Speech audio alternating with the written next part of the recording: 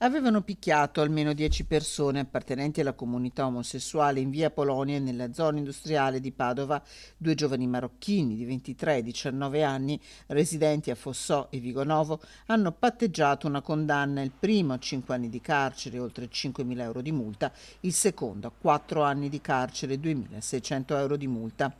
La richiesta è stata accolta dal GUP di Padova che ha pronunciato la sentenza.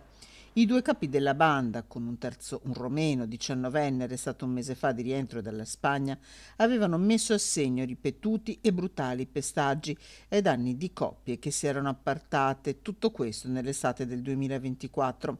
Della banda facevano parte anche 6 ragazzi minorenni. Un piano folle quello che avrebbero voluto mettere in atto, costato alle vittime gravi sofferenze. I carabinieri che hanno condotto le indagini hanno ricostruito 10 aggressioni. Il primo brutale pestaggio, avvenuto con una mazza da baseball, era costato alla vittima 40 giorni di prognosi.